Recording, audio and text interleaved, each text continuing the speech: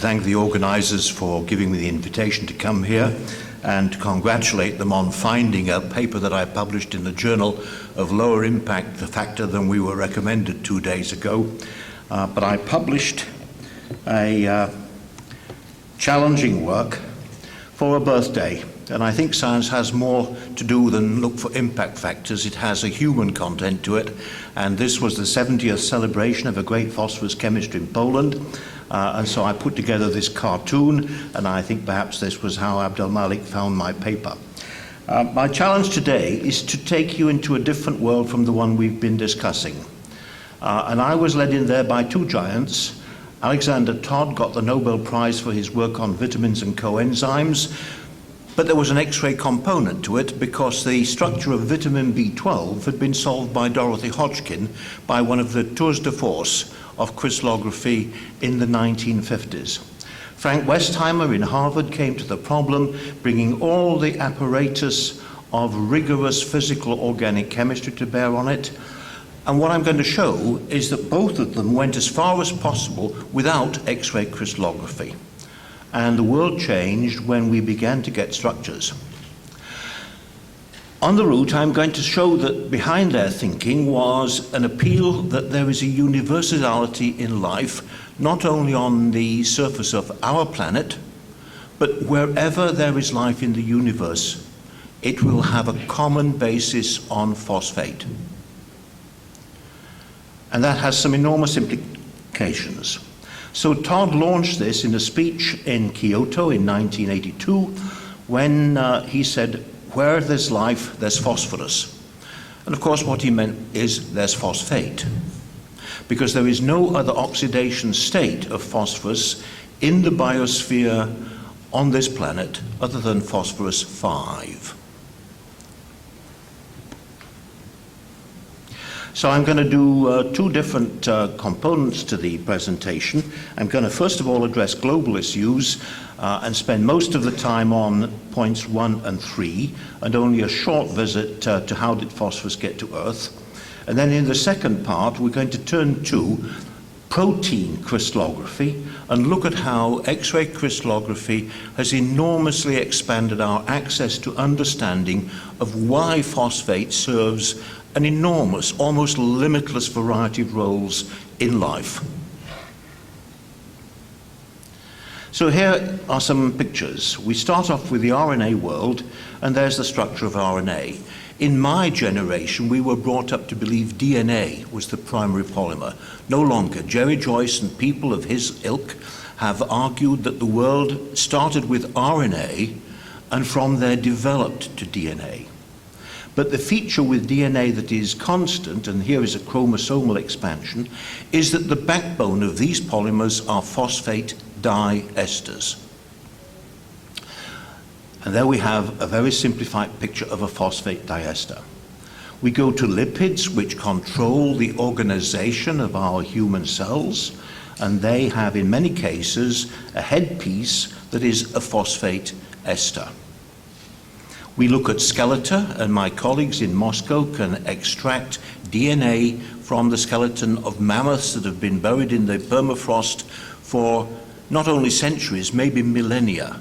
DNA is so robust they can pull out the DNA and sequence the DNA of a mammoth. But also, of course, as we've heard, hydroxyapatite is the key structural component of our skeletons.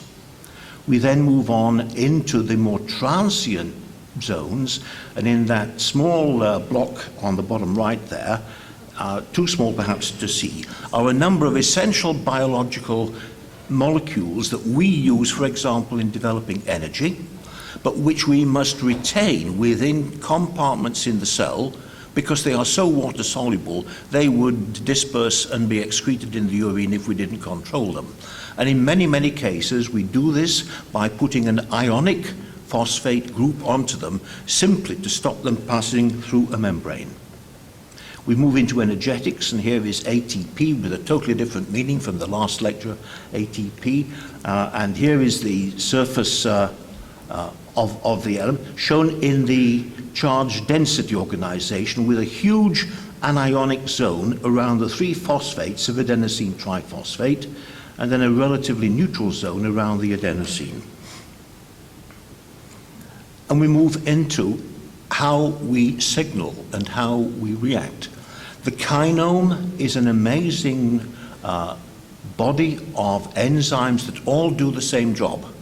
They all take adenosine triphosphate and they transfer this phosphate onto a protein or another small molecule. For example, we have in our olfactory system 600 different species of these enzymes. 300 are dead because they have, through evolution, lost their function, but 300 give us the variety of taste and smell which makes life so rewarding. We depend entirely on transfer of that phosphate when it gets the right signal from something coming into our taste buds or nose and works on these proteins. And we'll say a little bit about those at the end. And lastly, then we go into the area of GTP hydrolysis and so on, which I'll come to in due course. So let me then quickly just run through the galactic origin. Here is the paradox. In this curve, dotted curve here, we see that phosphorus in man is enormously enhanced relative to phosphate in our solar system and phosphate in comets and meteors relative to carbon, nitrogen, oxygen, and hydrogen. It's enhanced by a factor of around 10 to the fifth. And if we didn't have access to phosphate, this couldn't have happened. So we just turn quickly and say, where does phosphorus come from? In supernovae, when your white giant gets to the stage of burning helium, then the helium aggregates into elements of 4N, up to silicon, but particularly to oxygen. And when oxygen is then burned, just before the final explosion of a supernovae, among the different patterns of burning oxygen is one that generates P31 plus a proton and so on. And there are other ways of getting to it. The point is this: you have to have a star at least 10 times bigger than our sun to get into the supernova stage, go into an explosion and deliver phosphate. And what happens to the phosphorus? Well, the end is that the burning process stops when you get to iron and nickel, because they are the bottom of the contraction and energy releasing process. So nickel phosphide, iron phosphide, this is a rock found in a lake in Poland and leads to concepts of Fe3P and Ni3P, and people in various laboratories, including Leeds in England, are working trying to show that if you take iron phosphide and treat it under the right conditions with water, you'll get out P3 oxidation level materials, which will easily oxidize with atmospheric oxygen to P5. And the hunt is on to say, can you get from there to energetic molecules that release energy and therefore give a driver? And so there's one of the cartoon elements of my first slide, that P4010 is one of the target energy molecules with a beautiful simple X-ray structure. Now, a few slides just to carry forward the very interesting lecture for me 2 ones ago on the centrality of Morocco. When we look at phosphate distribution around the world, then there are 5 major centers, of which Morocco here has, as we were told, at least 50% of the reserves. I say Morocco, but that includes Western Sahara. 50% of the reserves. China has a great deal, and the question I asked about arsenic is because China is now starting having to mine phosphate rock that contains arsenate. And this is a major problem. South Africa is rich, and Florida is rich. And Jordan has quite a bit. Within our lifetime, within your lifetime, we shall see the 12 countries of OPEC displaced by 5 countries that dominate phosphate production in the world, of which Morocco will be the largest, USA, China, South Africa, and Jordan. Brazil has a little, and up here is Kazakhstan. And I think President Putin will already have his eyes on Kazakhstan as a future gain. Watch this space. And here down from the literature are 2 comparisons. I was in India in January, lecturing in Delhi on the Indian need for phosphate, and you can see India imports 50% of the world sales of phosphate rock. And here on the left we have Morocco, and my figures only obtained from the web are a little more generous than the ones we saw earlier. Morocco is now producing nearly 50% of the phosphate traveling around the globe. India doesn't buy it exclusively from Morocco, they buy it from China and from Florida, but there are already telltales that these countries are starting to conserve their phosphate against a lean future. And how bad is the future? Here we have the growth curve in population. The blue curve, the blue curve is the growth in phosphate production starting around 1945-50 here, rapid expansion. And the red curve is population growth, global. And here's another curve with again the same phosphate production and a different red curve. The contrast between these curves is awe-inspiring. The bottom curve is growth of world population. The top curve is the predicted production of phosphate in the globe. There are a lot more detailed data that I haven't time to go into, but essentially, the pundits around the world are already suggesting that by 2030, phosphate production will be declining. By 2050, there will be serious shortages. And in the next decade, Ted talked to us about crystallography in the 21st century. Believe me, phosphate in the 22nd century is going to be gold dust. India will struggle to sustain a population of 1.5 billion people. So let me then go on to phosphate in my terms. Phosphate is beauty in the eye of the beholder. And here we have a picture of one of the great mines in the south of this country. And here is a major output. This is largely diammonium phosphate, DAP, which gives both the N and the P in the things we see, and it's then supplemented with potassium to make a very rewarding fertilizer. Here is a picture, a photo showing here on the left is maize treated with phosphate. Here on the bottom and the right is maize without phosphate. In 2009, India pulled out of the world market because the price was squeezing it so badly. And by 2011, their product yield was falling. The earth only holds phosphate for 2 to 3 years. You have to replenish it. It gets washed out. And here are some microcrystals compared to the beauties we've just seen. And here is a very important piece of chemistry for us to dwell on. We start off with phosphoric acid, a tribasic acid. We can ionize one hydrogen to give us the monoanion, a second gives us the dianion, and a third gives us the trianion. These two species are the ones dominant for biology because the pKa of this equilibrium is about 7. And therefore, we can focus on that. But of course, we still have to ingest phosphate. We have a demand of about 20 milligrams per day, and lots of us take it in a can of Coke, which has got about 50 milligrams of phosphoric acid in it, pH 2.5, enough to rot your teeth. So take care on that.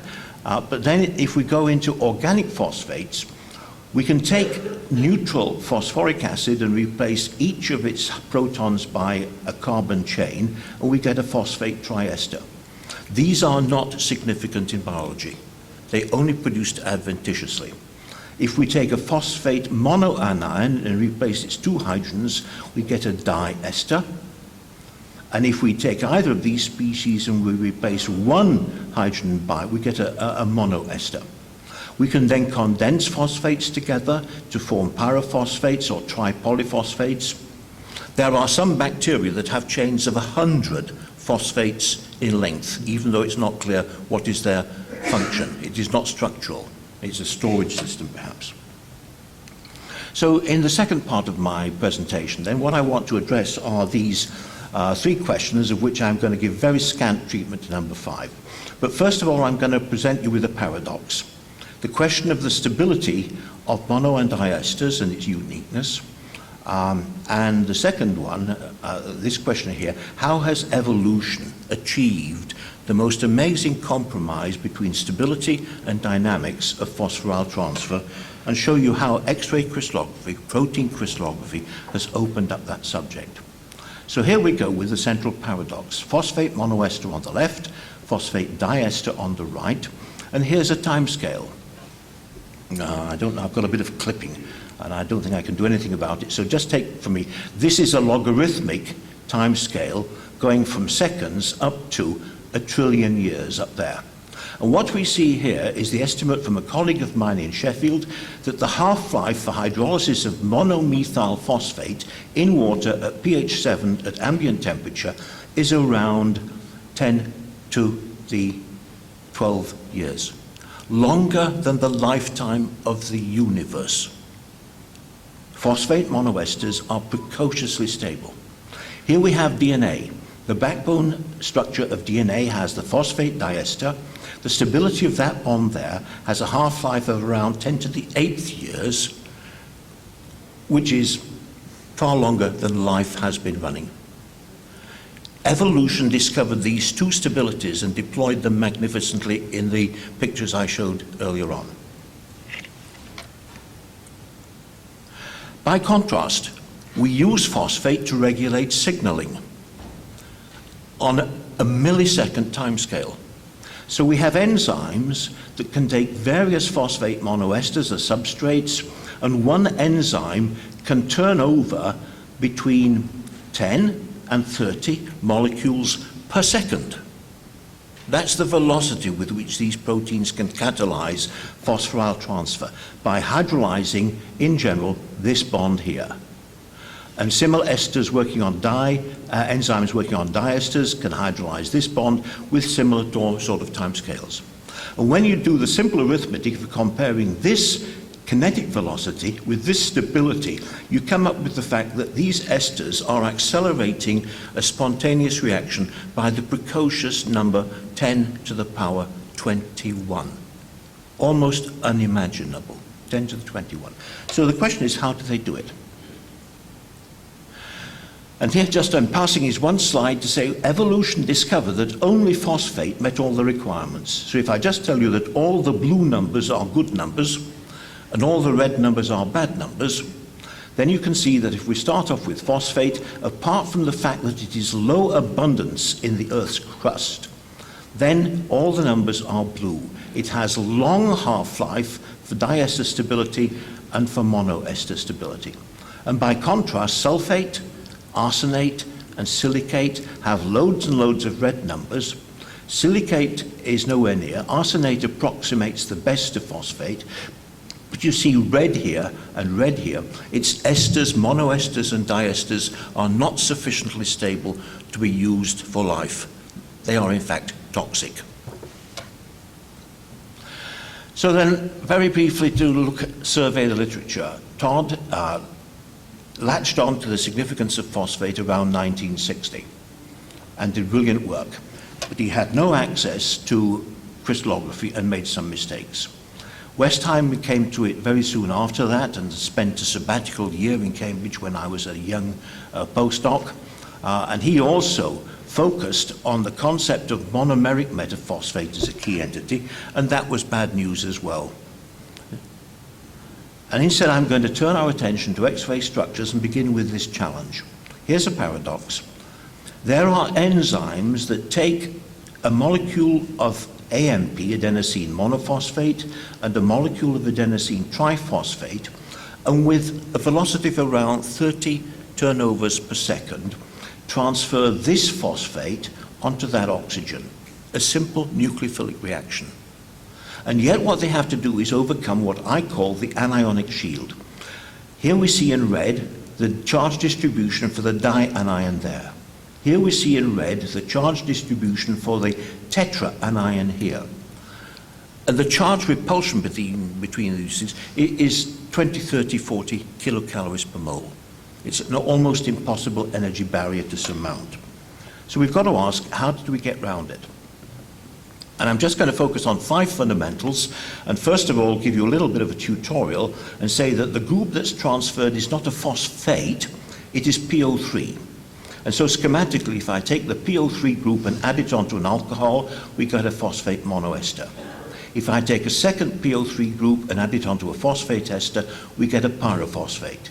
If I take a third and add it on here, we get a tripolyphosphate, as in adenosine triphosphate. All biology is doing is transferring PO3, and it looks from here to be trigonal planar, and this is where Westheim, I'm afraid, went wrong and hunted for this in biology for a lifetime and found none. You can only identify this either in a mass spectrometer as an isolated species or in a molecular beam in high vacuum.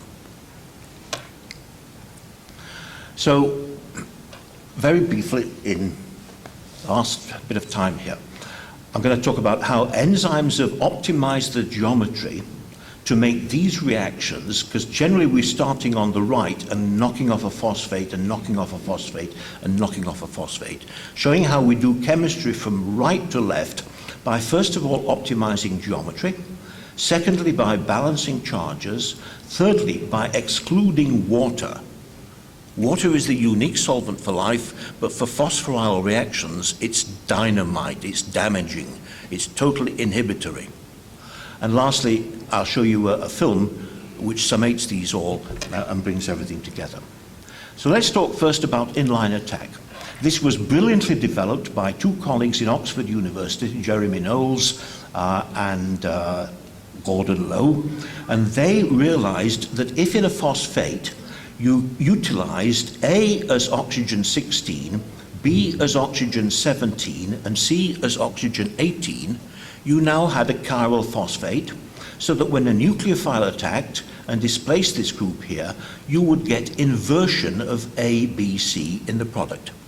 And they found means of analyzing this, first of all by mass spectrometry, and then by NMR, phosphorus NMR, and deployed it around all sorts of enzymes. And they found two classes of enzymes. Many enzymes do this, one-step reaction, and invert the stereochemistry at this phosphorus. But a number of enzymes end up with the same stereochemistry in the product as in the starting material. And that was resolved by the kinetic and other demonstrations that all the enzymes that retain stereochemistry do it because they have two inverting steps. And if you do step one and invert, and step two and re-invert, then you end up with retention. And here, just to demonstrate that in cartoon, here's some of our own work carried out by Matt Bowler in Grenoble, in a beautiful place we just saw a picture of. And here we have a small molecule which we metabolize this is how we get energy from glucose, from sucrose. And what we do, first of all, we take glyceric acid 1,3-bisphosphate, and we clamp the phosphate that's not going to do any chemistry. And if you see, there are 7 blue hydrogen bonds from the protein clamping that so that it's absolutely immobile in the protein structure. And once it's been locked in place, then the reaction can take place. And here now, this is the transferring phosphate function, a PO3 group in the vertical plane. Here is the carboxylic acid giving it up.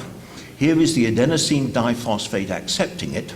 And again, we've got 8 hydrogen bonds from the surround, a different set of hydrogen bonds, a different set of amino acids. Evolution has separated the recognition of a static phosphate from the catalysis of a dynamic phosphate immaculately. And here is a magnesium, and I haven't put it, this is an octahedral magnesium, which is making 4 ligands to the reacting center. And if you can see there, the angle from oxygen to phosphorus to oxygen is 171 degrees, almost perfectly in line, validating the beautiful isotope chemistry of Gordon Lowe and Co. So that's for inline attack. And that brought me into this business big time 10 years ago, when up came a paper in Science in which 2 leading American X-ray crystallographers and biologists claimed to have isolated a crystal structure in which there was 5-coordinate phosphate. And we said this is nonsense, it's got all the wrong geometry. And we found out there was magnesium trifluoride examples, and put them alongside it, and we proved over the next 6 or so years that this is in fact an analog. And crystallographers now around the world use magnesium trifluoride because it fills the bill. So here we are. There's our phosphate group migrating. Here are different species mimicking it. But the one that wins out is magnesium trifluoride because it has the same identical electron count, and the X-ray beam, of course, is diffracted by electrons. And so this perfectly mimics, and there are now 16 of these.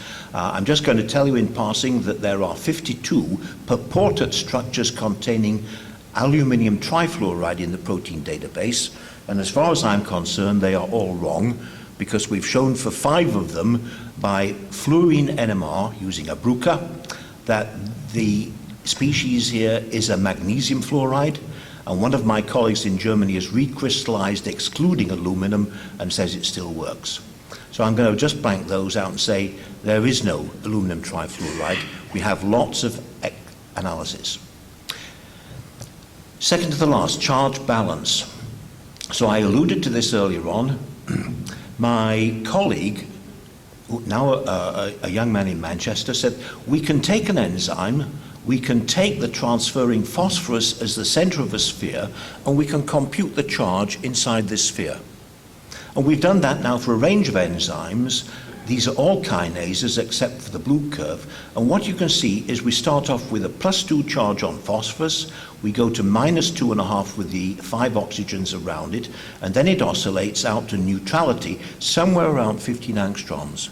The proteins neutralize the negative charges on the phosphoryl transfer species to make phosphorus transfer avoid the anionic shield. Beautiful. And here's a classic case of a beautiful protein in San Diego, California, where we've built around a 15 angstrom sphere.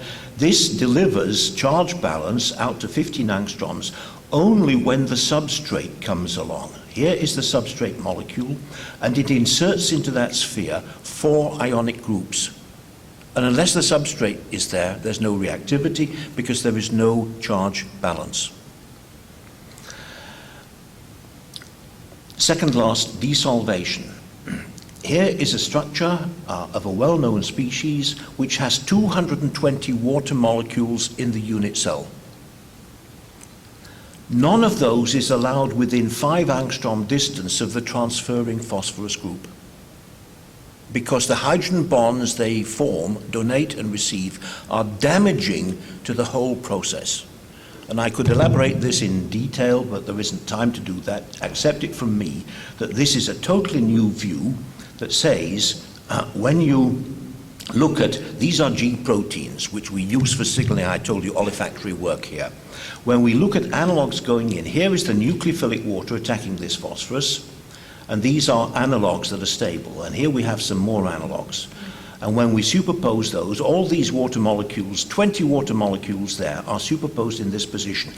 It is not in line with the phosphorus oxygen bond here. It's out of line. And when we go to our magnesium trifluoride, here are the red oxygens beautifully in line. And when we superpose those all in one go, you can see clustered here the oxygens from the transition state analogs that are in line, different from the other ones. Amazing.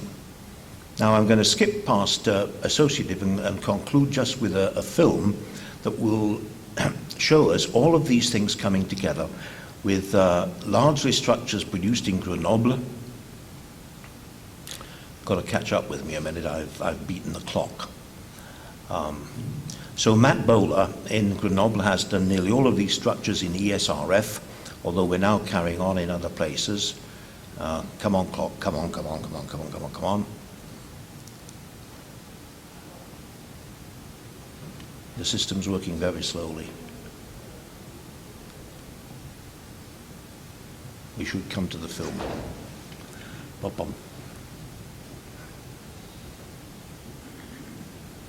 Right, so here's my film. And so this is a protein which we use all the time. And if I can set it going, what we're going to see is the substrate molecule that is up there coming in, phosphate is being transferred from here to the substrate dissociates, turns over, comes back in with its second phosphate and gives it back. So the overall reaction is that we appear on this substrate to have taken a phosphate from one position and donated it to a second one, a mutation reaction. But in fact, the clever enzyme knows how to do it better. Go through it once more and show you that the enzyme is preloaded with a phosphate in its center here. It donates one phosphate onto the molecule. Watch that one there. This is the one that's coming back, and that goes back onto the enzyme. It's what we call a ping-pong mechanism. Ping-pong. And this is the summation of about 8 crystal structures are adumbrated together to make this film. And then I can just conclude with the summary of which the bottom line is 5. Protein crystallography has enormously developed our understanding of biology. And secondly, I think we also now endorse Todd's claim, wherever in the universe there will be life, it will be based on phosphate. And thank you for your attention.